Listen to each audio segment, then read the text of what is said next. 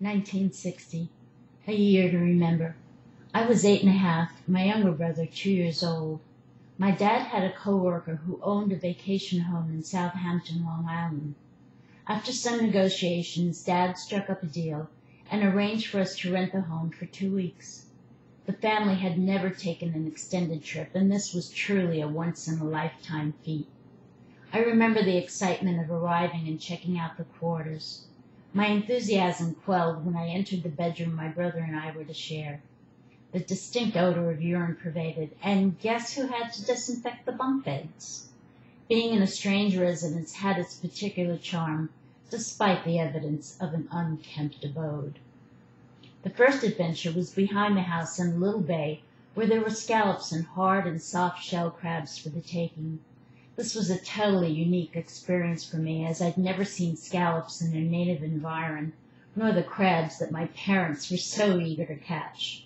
With the long poles that were fitted with nets, it was an easy seize for dinner that night.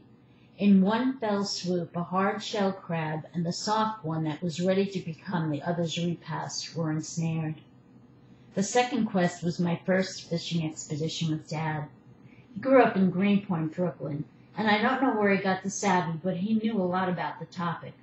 He tried to get me to bait a hook with a worm, but I couldn't conform to that idea. I was being unreasonable. Yuck, and he did it for me. My first snare was a pufferfish, which delighted me as it blew up like a balloon and looked quite odd. I only learned recently that these fish carry a poison, but Dad knew how to clean it properly to remove the threat. I remember he called it chicken of the sea. Dad was a wonderful cook, and we all survived the meal. 2 weeks of escapades that rivaled previous experience sped by swiftly, and I longed to linger in the sun and fun. This turned out to be the only family trip and retreat we'd ever take as kin, and I recollect this event tenderly. I got to see my father in a new light, and I enjoyed that with warm affection and fondness.